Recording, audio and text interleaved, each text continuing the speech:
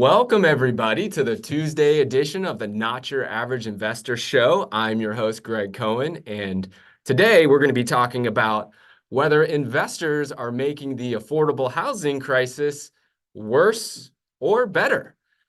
So get buckled up for an awesome show.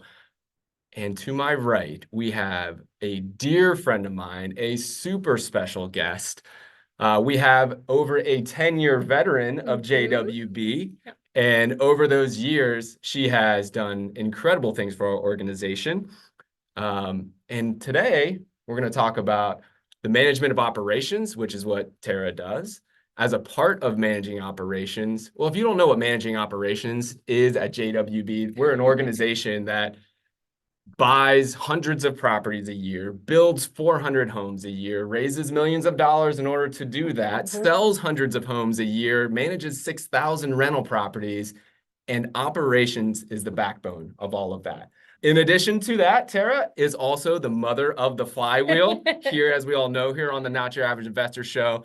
Super, super excited to have you, Tara. Welcome to the show. Thank you. I'm so excited to be here.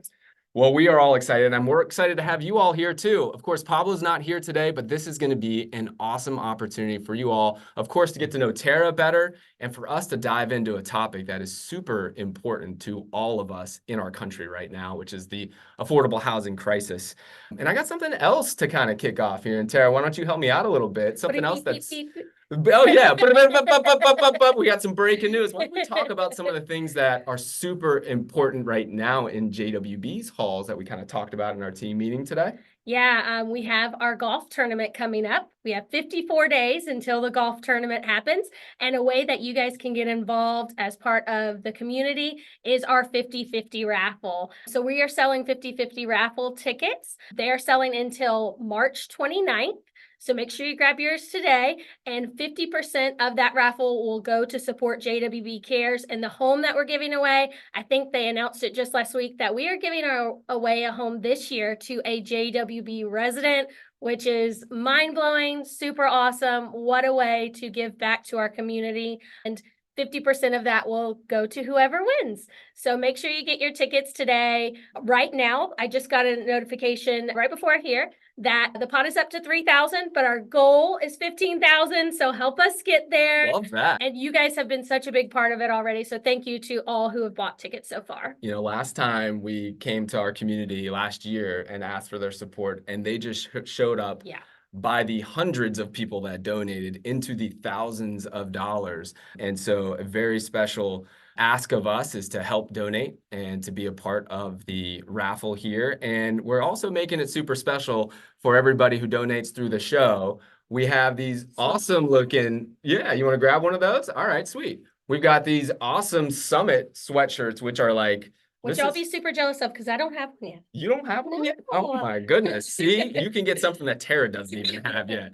We had 9 of those for anybody who buys $100 worth of raffle tickets. We had 9, and 8 of you all have donated so far. So there is one lucky person, the first person who just lets us know in the chat that they're committed to donating and buying $100 of raffle. Oh my goodness, we're going through that camera. I don't even know how. All right, fantastic. Well, there you go. Well, welcome all of you.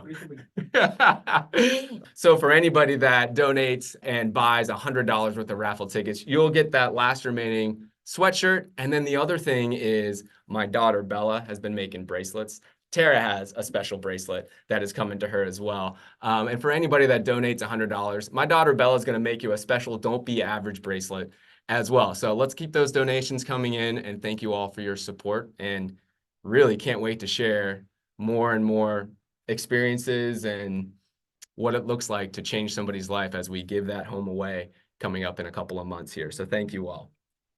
Tara, we have this special tradition that we do here. You might be aware of it. I know it. What's it called? Roll call, baby. The roll call, baby. All right, let's start it off. We've got our amigo, Mr. Bill Shields. Buenas tardes desde Duval. we have the patron Santorios. Oh, Michael. Michael Santoris. This is very good. So Tara is an avid watcher of the show. And I'm like, Tara, before, I'm like, do you know all the nicknames? She's like, I want to give it a shot. So we're going to see how good she is. I apologize if I forget any. Well, if you know a few of them, we're going to start right there. How about the MVP? Do you know the MVP? Oh, that's Mr. Lee Bishop. Mr. Lee Bishop. We have Christopher Lee from Fernandina, who's becoming more and more of a regular. We super appreciate you, Christopher. We've got Matthew Edwards checking in. We've got Big Papa. You know who Big Papa is? Oh, of course, Jay. Pops, how are you, man? All right, let me see what we've got here as I move down the list here. We have, our regulars, Gary and Rosalind Riley from Marietta, California. We regard you. We have Regé Foncé, who is from the Inland Empire there. And funny thing, that is absolutely not how you pronounce Reggie's last name, but Pablo just fell in love with it. So, Reggie, I hope you're cool with it. We've got Kevin O'Brien. Kevin doesn't know if he's from Rhode Island or from Boston. Was here at the summit, and him and his lovely wife actually lives in Rhode Island. We've got the Mama Bear, Cody Adams, checking in there. We've got Stephen Chmielewski checking in as well. He really is from Rhode Island, so welcome, Stephen. We've got John Moran saying good afternoon. Good afternoon to you, my friend. Ooh, we have the patriarch and the matriarch and the first family of the Not Your Average Investor show. Ken and Carolyn Moline, we salute you. We have, let's see here. Oh, we have the Shaw man. Do you know who the Shaw man is? Nadeem Shah. Nadeem The Shah. ride-along partner, right? Well, he also rode along as well. But Raj, that's right. You're doing so great with all these nicknames. Way to go. We've got Laura Colby saying hello from Washington State. We have the Maven from Denver, Colorado. Current client. Starts with an L. Last name Wilson. Leslie Wilson checking in. Very good. Very good. Let's see here. Oh, man, you guys are just showering us with love in this chat. We appreciate all of you. And if you're listening on the podcast right now and you want to get on all this love, just jump right into the actual Zoom meeting here. You can register at nyais.com. And with that, Tara, we're going to jump right into the content today because this topic, I think, really is important to a lot of folks. And I think that we can really, what I think is share a not your average perspective here. Absolutely.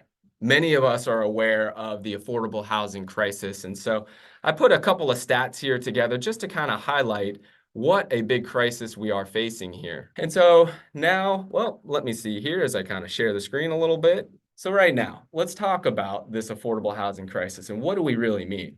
Well, over the past 40 years, home prices are up over 500%. And when I saw this graph, I was like, wow, look at how much they've gone up just in recent years. It wasn't always this way that home prices went up this much or this fast. But then I'm like, well, 40 years is a long time. Is 500% normal or not normal? I don't know. But what I dug into and found out is that we really need to pay attention to what percentage of rent or mortgage payments of somebody's income are going towards their housing. And that has gone up at a staggering percentage. So now average renters put more than 30% of their income towards housing here. And you can see the rate at which that has increased over the short term here, really since 2019 is where you see this incredible spike. 30% is really important because if you start to look at how people maybe fall behind in payments of anything, credit cards, housing, once you start to account for more than 30% of your income going towards your housing, the rest of life gets a whole lot more difficult to pay for. And so now we're over 30%, and it's something that's really the backbone of why this affordable housing crisis is making so many headlines out there. But speaking of headlines, Tara, and I'd love to get your real world perspective here too, but the headlines say that investors are a big part of the problem. I just happened to pull this one from the other day from CNBC that Wall Street has purchased hundreds of thousands of single-family homes since the Great Recession.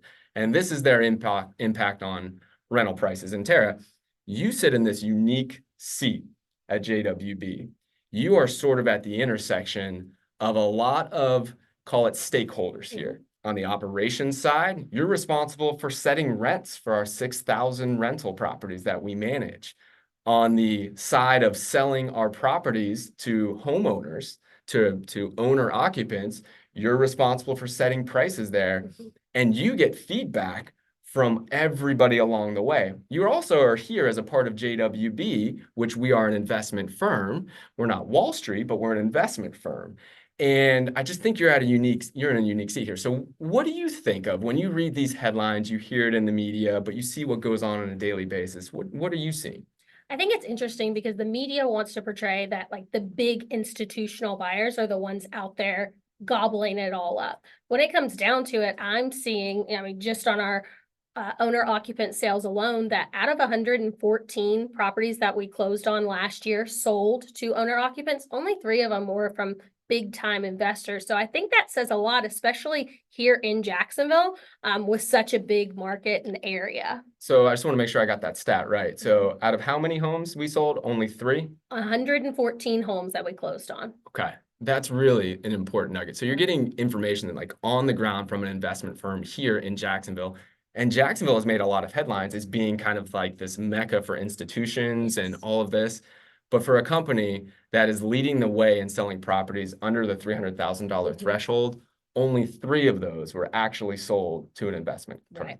Well, that's pretty good stuff. So, all right. So when you read these headlines, do you feel like it's accurate, or what do you see for your daily basis? I think it's a way to place blame. I know my millennial group is going to hate that, but it's a way that we can point a finger at something that we can't currently afford. You hear a lot of, I'm in TikTok and Facebook and all those kind of things, and you hear people complaining at why they're not able to afford things. And, in general, prices are going up, but to be able to point at one person specifically, it feels a little better. Yeah, and I think we all look for somebody to blame here. And I think the key here is that there are investors that are making affordability more challenging.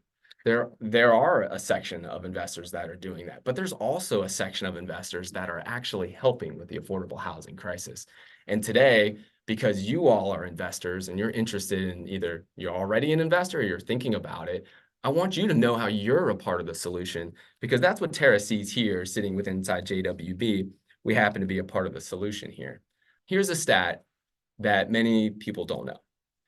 When we talk about Wall Street and institutions buying up all these single family homes, the data just doesn't support it. Of all the single family homes, rental homes in the country, there are 14 million single family rental homes in the country. These big institutions own less than 5% of all single family rental properties. So while they have purchased more over the last few years than they did 10 years ago, and the rate at which they bought those assets was higher, the overall impact there is still incredibly small. Right. And so there's really not an opportunity for investors to come in a large scale and start to set rents, because the only way you do that, if you act like a monopoly, you have to have much higher than 5% of the units under your control. And it's just not reality. So I think that's an important part of it. All right. So Tara, let's talk a little bit about, if you're going to be a part of the solution as an investor, what are some of the things, how do we fix affordable housing? What big picture, what are some of the things that we need to do as a society in order to solve the problem? Supply is the biggest thing. I mean, it's basic supply and demand, right? And so being able to supply more affordable housing is absolutely necessary. So every time you buy an investment property, whether it's here in Jacksonville or somewhere else, you're supplying another property available for those who are in demand of the property. That's a great point. I'll give some stats here behind it, but at the end of the day, it's just a demand and a supply problem. And we talk a lot, over the last few years, the headlines have all been about this crash of real estate, which never happened. And on the show, we've talked over and over and over again how we didn't see that happening and it didn't come to fruition. But what did crash a long time ago was supply of housing. And supply of housing being so low is what is leading and is the main cause of this housing affordability crisis. So the solution is more supply. And it's not just any more supply. I pulled some stats here that I wanted to share with you guys. It's specifically workforce housing that is the most in need of supply. So according to Freddie Mac, the country overall is short 3.8 million housing units, but the problem's worse for the affordable housing segment. There are only 7 million units available for a renter population of 11 million households that are in need of affordable housing, those with either extremely low incomes or low incomes. So if you want to pick the best part to be a part of the solution of affordable housing, it is how do you increase supply in workforce and affordable housing? Which is one thing that as a JWB investor, that's what you do. That's part of the indirect benefits that you get when you buy rental properties with JWB or with any other turnkey provider that is creating inventory, building new houses in the workforce housing part of the spectrum here. Because what you're doing actually, in addition to creating a great investment for yourself, is you're investing in a company that is creating more housing units in workforce housing as well. But that company is also maybe creating units that might not be just for rent. They might also be creating units for sale. Do we do that here at JWB? Absolutely. Some of you guys on the summit might have seen one of them. Can you talk a little bit about that? So on the summit here, when we were here just a few weeks ago, we went and we did a property tour and we were able to see two houses and they were right next door to each other and they were two brand new construction homes. One of them, well, we were actually able to see many homes. One right next door to the other was a turnkey investment property, which was sold to a client. The other one right next door was a retail property sold to an owner occupant. So can you talk about how that right there is an example of how when you invest with a turnkey company, a vertically integrated company, you're helping to be a part of the affordable housing solution? Yeah, I mean, the more properties we sell, the more we're able to build. And, building 400 properties this year is one of our goals as a new construction company. That's 400 new doors to the market. Out of those 400 new doors, we plan on selling 208 of them to our owner occupant side of the business. And most of those are under 300,000. So that's another way that we're providing affordable housing. That's right. So last year, I think there were, and I might not have the stats right in front of me. 42%. 42%. Thank you. Yeah. So 42% of all of the homes that were sold in Jacksonville under $300,000 were sold by Tara's team. So one outfit here in Jacksonville created 42% of sales for those properties that are sold under 300,000. But all of those new homes needed to be built. Right. And those new homes weren't just built out of a new line of credit for JWB. It was built because of all of your investments in our turnkey inventory and all of your investments in private lending. So I want you to feel really, really good that when you choose a certain way to invest, you're a part of the solution. You're not the big bad Wall Street that people like to blame for this entire housing affordability crisis. And I'm seeing some questions start to come in. We're going to make sure we get to those questions as well. And I see a ton of stuff going on in the chat too, and I always appreciate that. If there's anything that you'd like us to talk to Tara about and to address on the show, please make sure you put it in the question and answer section because guys, too much going on. I can't pay attention to the chat and pull it out of there for you. So we'll make sure we get to those questions for sure. But I thought, Tara, this would be a great time to shed a light on something that is really something that you brought and developed from scratch here at JWB. It's something that we haven't had the opportunity to shed so much of a light on in the past, but it's the way that we help our clients not only just sell their turnkey investment properties when it's time for them to sell, but it's also something that we do to provide more housing inventory and sell homes to owner occupants. And what I'm foreshadowing here is, of course, JWB Realty. Yeah. So why don't you share a little bit about what JWB Realty is and maybe where it started, where it came from, and how it can help investors today? Yeah, so we've sold homes to owner occupants probably since 2016-ish, and that's just kind of been a steady when it makes the most sense for JWB as a company. But now that we're 18 years into this, that's crazy to say, huh? Oh my gosh. I feel every one of those gray hairs. Now you're making me get them too.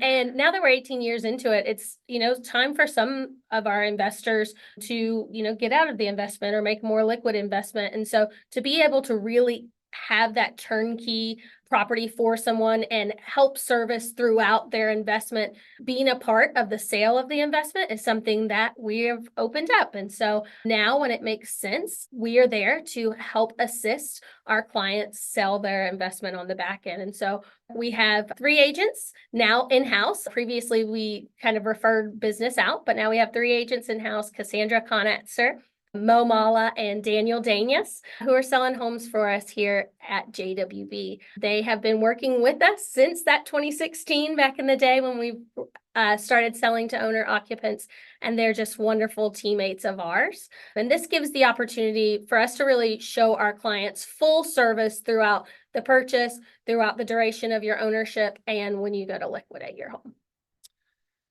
You know, it is. I want to make sure we get some FaceTime for those beautiful people that are on JWB Realty Group here, if I can figure out how to do all that good stuff. And the great thing about Dan and Mo and Cassandra, you guys probably have met Cassandra. She was at the summit. She goes by KJ often here in office. Is together they have over 30 years of experience, have purchased and closed and sold over 2,000 properties across the 3 of them. So lots of knowledge here in the local market. And I'm even blown away by the things that we're able to do if we just focus on maybe just even first-time home buyers, as we're under the lens here of solving the affordable housing crisis.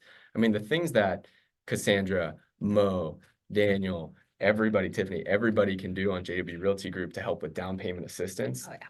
Blows our mind. And I got this message from KJ. She was telling me that up to $50,000 of down payment assistance is what we're able to get for folks to be able to buy their homes. Yeah, and that's dependent on each person, but usually up to $50,000. And it's, straight from city assistance, from state assistance, from federal assistance. And it's a really awesome opportunity. We're actually hosting a class on March 20th, a first-time home buyers class, and have invited people here locally to come to our class so that we can teach them what is available for them to be able to purchase their first property. There you go. So all of these things, when you invest in JWB as a turnkey investor or a private lender, you're also a part of all these other things that are going to help the Jacksonville market. And if you're like me, the opportunity to make money is exciting. I like to be able to invest and be able to make money, but if I can attach that to a greater good that I am a part of, then I'm really excited. And this connection to this greater good hasn't always been made, but I want you to know that you are. So, and then that stat there, because of the down payment assistance, because of the knowledge and the experience of doing this for decades and decades, and the first-time homebuyer classes, that's why we were 42% of all sales in the lowest price points within Jacksonville. And I think that's just the start. I mean, our focus has been opened even wider as affordability continues to be a hot button topic. That I think 42% is where we are now, right? But I think hold us to that. That's not something that's going to change. It's something we want to be even more a part of, a bigger part of to the solution. 100%. 100%. So we also get to help with affordable housing through this wonderful golf tournament and this housing donation that we get to make every single year. Can you talk to people about how much it matters to you on the care side? Oh, you're going to make me cry again. I cried this morning. This morning. JWB Cares and our initiative to gifting a home to a local resident is, I can't imagine the change that we're giving that person in their life. The last 5 years, we were able to gift to a veteran and now to one of our own residents. And it's just life-changing event, life-changing for that person individually, but for their family and generationally. You imagine the amount of things that changes for the future generations of that person who receives the home. And it's really awesome. Not only does that part get to be awesome, but also our team coming together to make this happen is such a special part of being a JWB teammate, being part of this community. It's my favorite part of the year. We work all year on it really hard, and it's a great, great event. Tara is one of the hardest workers for this event too. Tara is the biggest cheerleader that we have when it comes to JWB Cares. Some of the things that you may not see is, whenever there is an opportunity to raise money, Tara's there, whether that's giving her time or her talent or her incredible teacher skills about getting everybody rallied, which we see every Tuesday morning meeting. But it's just, the way that we're able to do so much of this good stuff is not by going to a rich uncle somewhere or a big institution that, funds all of this stuff. It comes from Tara. It comes from you. It comes from the 100 people on our team. And small victories, daily victories is how we raise over $200,000. And if you can think of the very best way that you can help solve the affordable housing crisis on a one-to-one level, if you have never been there the day that somebody gets a brand new home, your life will be forever changed if you have the opportunity to be there. And we at JWB get to be there every single year. Yeah. So it is really, really incredible, and something that, again, I want you all to know that you're connected to that. When you invest with JWB, you're connected to that.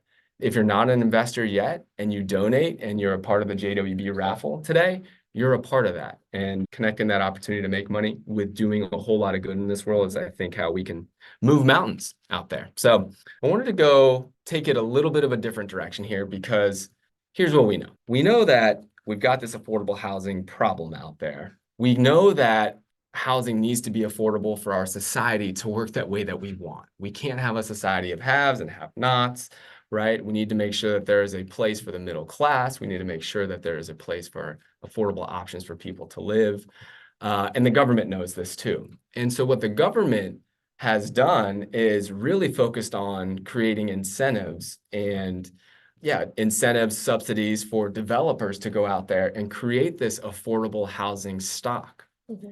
And it is something that I think should be really celebrated, right? Anything that we can do to create more affordable housing in mass is going to help all of us. And, but if you can do it without having to give all of these incentive dollars, wow, that I think would be the win across the board for everybody, because, the general public doesn't like incentives to go to big bad developers. And so I wanted to kind of thread this needle here with you guys of showing you just in Jacksonville how this affordable housing works and the type of incentive dollars that are going towards it, because we need affordable housing, because the government knows we need it. And then hit you with a little something that you might not have put the dots together on. So let me show you this here. Here's an article from the Jacksonville Business Journal. It was just last week, and it talks about how most of the time these big developers are using government incentives and subsidies. And I want you to know that I think that's a wonderful thing, because it's going to solve the big problem. But here's an example. So this is a project that just was announced called The Loft at South Bank, and it consists of 100 apartment units, 80 of which will be reserved for renters making 60% of the area's annual median income, and all of the units will be rented to people making less than 120% of the area's median income.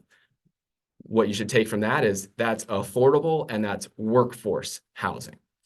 All right. But then at the bottom, it talks about how the company is seeking $20 million from the state and tax credit equity to develop the property. And it's also asking the Downtown Investment Authority for $600,000 to help it secure the tax credit it applies for. And I just want to say that I think this is wonderful. Mm-hmm. Incentives are helping here. But I also want to connect the dots, because JWB is the largest provider of affordable housing in Jacksonville that has never received any incentive dollars to do it. And if there is a way to get affordable housing and we don't have to create incentive dollars to do it, I think that's something we can all be a part of. So the way that we do this, of course, is by being able to build infill lots like we are talking about, and being able to sell those lots either to investors like you, or to be able to sell those lots to owner occupants like Tara and JWB Realty Group get to do. But that's huge, guys, right? Not only are we able to provide 42% of all of the homes that sold on the market last year under $300,000, but not a single amount of government subsidies or incentives was required to do that. It makes me feel pretty good. How about you? Yeah, I think it's awesome. I think the big thing that, the reason incentives are going that way is to solve the density problem, right? And we have creatively thought of a way to work on density as well. And that's through the ability to build an infill lots rather than needing, 5 acres to build 300 units, right? We're able to build units throughout all of the neighborhoods. And I think the interesting part about that is we are continuing to raise the appreciation of homes in the neighborhoods that we work in by continuing to build in those You neighborhoods. bring up a good point. Why don't we shed a little more color on that? Sometimes when people are investing in rental properties with JWB, they say, number one, I don't know if I can sell that house later on.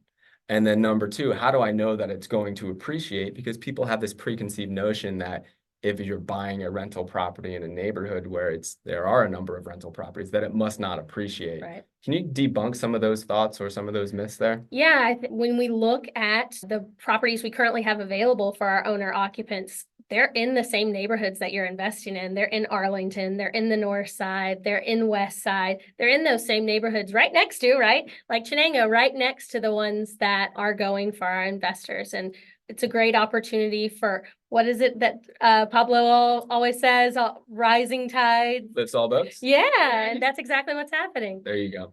And that flexibility that we have because of Tara's leadership and JWB Realty Group it's critical to know that JWB as a company can survive and thrive in any real estate market.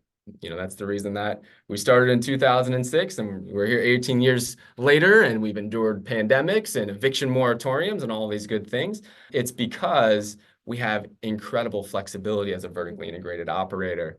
And maybe if you could shed some light on some of the neighborhoods, how do we make the decisions of what to make as a retail home, one that would sell to an owner occupant, and how do we make the decision of what would sell to a turnkey investor? So a lot of that depends on what's happening in the market at the time. I mean, in 2020, there were a lot less retail homes available because our demand for investment properties was much higher. But a lot of what we're doing is just looking at the basic numbers, investment-wise, what makes sense, and then to the market right now, what makes sense. And we're not cherry picking anything. Most of what we're doing is just saying, hey, for our amount of sales that we need right now for investors, these three work, and for our retail side, these three work. And it's flexibility. Absolutely. There's more than enough to go around for all of our owner occupants as well as our turnkey investors. So that flexibility really helps. All right, guys. Well, there are a ton of really good questions here. I'm counting 8 right now, and I can see more and more coming in. Go ahead and fire those questions in. I'm going to kind of wrap it up for a bow here. And then we've got Tara here who's going to answer some questions for all of us here. So here's the thing. When you invest with JWB, here's what you're doing. You're a part of the affordable housing solution. You're not a part of the affordable housing problem. When you invest with JWB, you're investing in housing inventory that is probably new to the market. It's either a brand new home or it was a newly renovated home that probably wasn't lived in before. So this is all new inventory that you're bringing to the market, and new supply, new inventory is the #1 solution to be able to solve the affordable housing crisis. And as a special little side note, that's all new inventory serving affordable housing that requires no government assistance. When you invest with JWB, you're providing workforce housing, which is the most needed section of housing that we can provide there.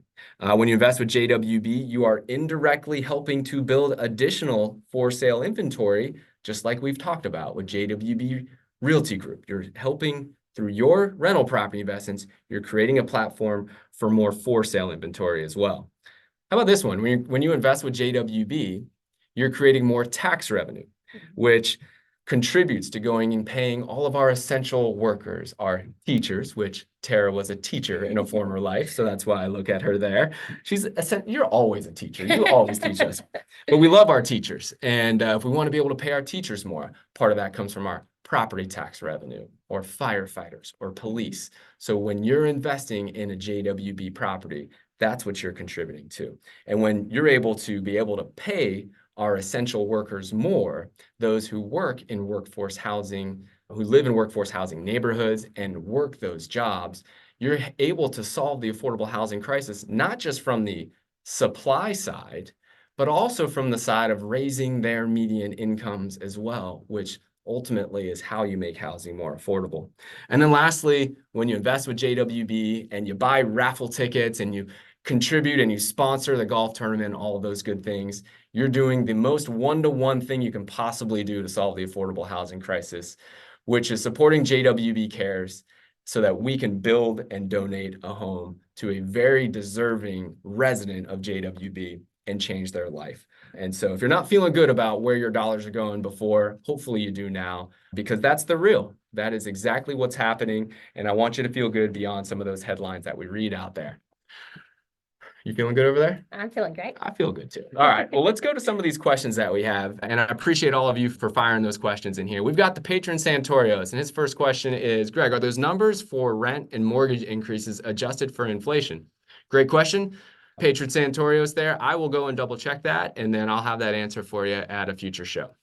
MVP Lee Bishop, he said, were the first two slides national numbers or Jacksonville only? Those were national numbers, Mr. MVP Lee Bishop there.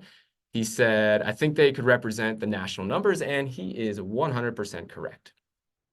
All right, Mr. MVP, another question. He said, changing the mindset of younger individuals starting families, that affordable housing is a much better solution than apartment dwelling. What do you think? Do you feel, what's the feel that you're hearing from both on the resident side and then on the homeowner side who are buying homes? I think the difference is knowing how to buy a home. I think the education of what is out there, what you can purchase, and not being the scary thing is the most important part of it. Everybody's rented before, and that seems a lot easier. And, saying you put a down payment on a property, that sounds a lot scarier than a security deposit that you might get back, right? But you had shared a stat in our preparation about the difference in the income that you have from a property or from the wealth that you have from a property Yes. when you're actually owning the property versus renting it. And I believe it was San Diego that it looked at, and it was like $1 million worth that you would have had as your wealth growth if you had owned the property rather than renting the property. And so I think just learning that the full financial education of it is the most important part, and making it real and tangible. And that's why I'm really excited about our class on the 20th. We've had a lot of that knowledge and put it out in, websites and webinars and things of that nature, but actually talking to people and telling them on their level and understanding their situation is going to be really powerful. I am so excited for that first-time home buyer session there. And I think you're 100% spot on the lack of just education behind how beautiful home ownership is. I think home ownership overall, especially since the Great Recession, has gotten a bad rap. Absolutely. And if you don't understand how you're setting yourself up and your family up and your future generations up by helping people latch on to this dream of American home ownership, you're missing a lot. Right? There's huge correlations between those who are financially stable and financially strong and even able to financially retire, and between those who own homes. And so at the source of it, and I hope to share more about this in upcoming shows, but just falling back in love with owning homes. Again, I really believe if people just knew more, if they just understood how this would help them later on.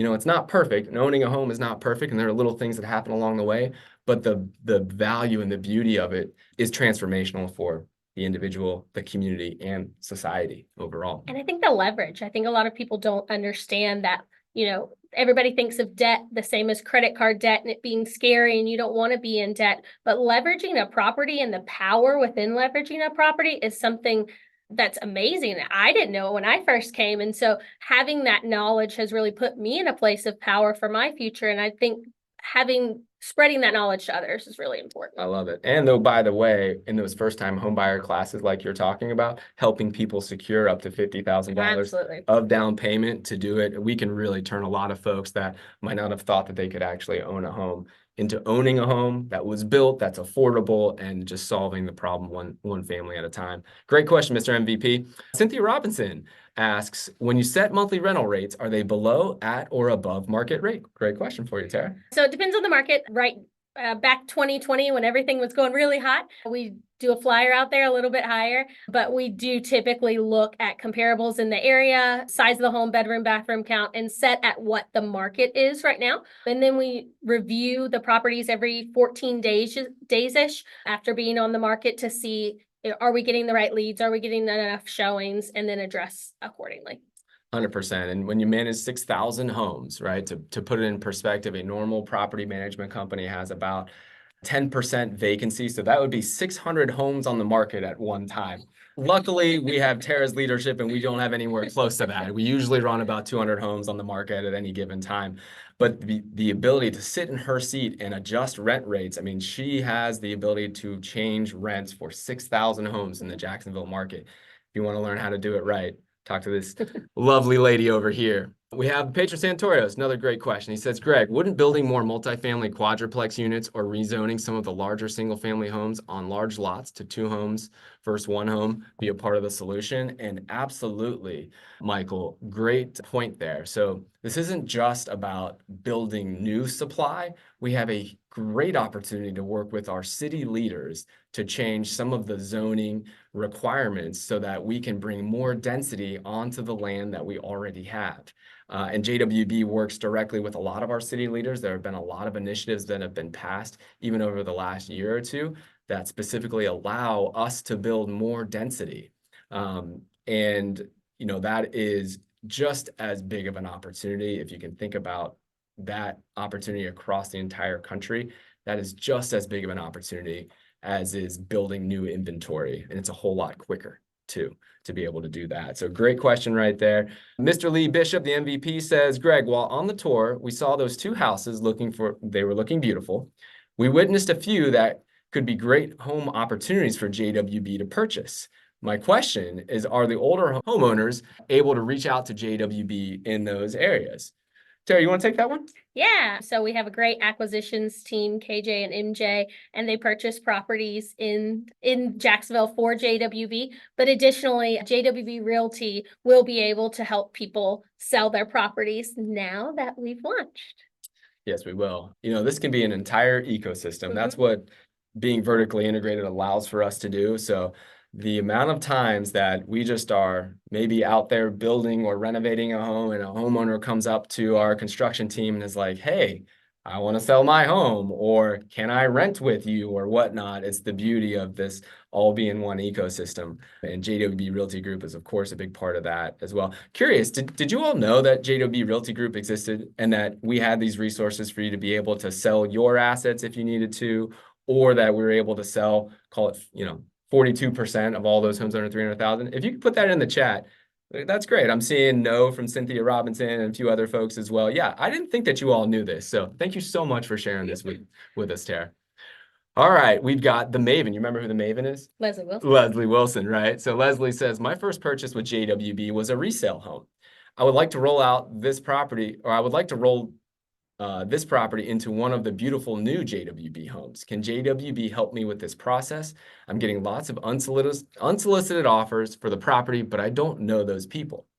Well, let me just kind of take that one, Leslie. And I think this is where, you know, sitting down and talking with our team about the best thing for you would be a great service, because you know, the idea of taking this asset that you already have with JWB and selling that and maybe getting a new asset with JWB, I think there's a better way.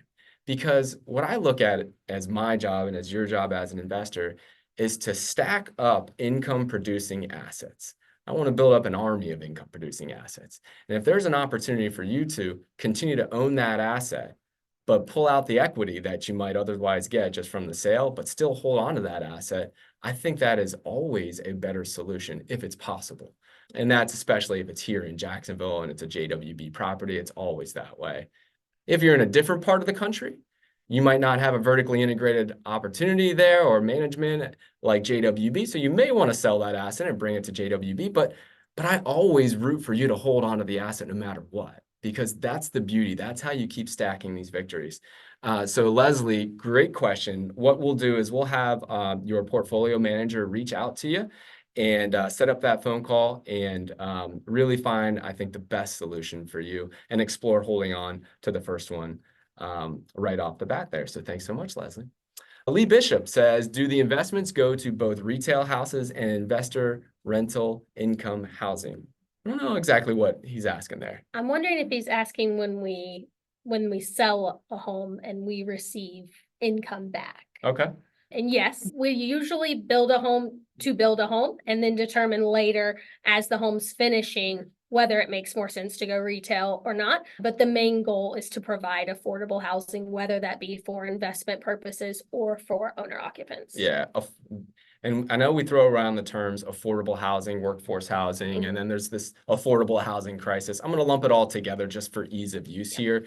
We know that our bread and butter, the place that we can make the biggest impact, is that affordable housing section of the pie, right? You've got middle income, you got above middle income, and then below middle income is workforce housing, affordable housing. That's where we can make the best impact. And we can do that through owner occupant sales. We can do that through turnkey sales. It all kind of funnels into that area of expertise for us. Leslie says, are the new construction homes sold to a home buyer versus an investor? Are the new construction homes that are sold to a home buyer versus an investor more expensive than the ones sold to an investor? I'm thinking about the backyard saw that we saw on the property tour. I can provide a little color on the backyard saw, but why don't you take that first one there? Are there different prices if it's in the same neighborhood and the same houses? Are they more expensive for a owner occupant than it would be for an investor? No. So we are selling at what the market is demanding at that time. And all homes have to appraise whether you're purchasing it for an investment or for your owner occupants. So no, they're the same prices. It's a great question and a great point there as well. So again, one of the questions that we hear either on the show or on the sales side sometimes is, well, I really like this idea of getting into this asset, but I don't know how I'm going to get out of it. I don't know if I can sell this later on. And what we try to share with folks is we're selling half the stuff we sell is being sold to owner occupants already today. And it's been this way for many, many years. So hopefully that answer there takes that off the table. Right? If you love this asset and you work with a vertically integrated provider like JWB and you get to work with JWB Realty Group, you really don't have that concern. Whereas you may have that in other rental property neighborhoods and other markets with other providers that might not be so vertically integrated. Great question. And then BJ McKay, longtime client, says, are you seeing more interest in smaller type homes? Speaking more of lot size and exteriors, due to the cost of maintenance not being a drain on finances compared to more middle income and mid upper level homes?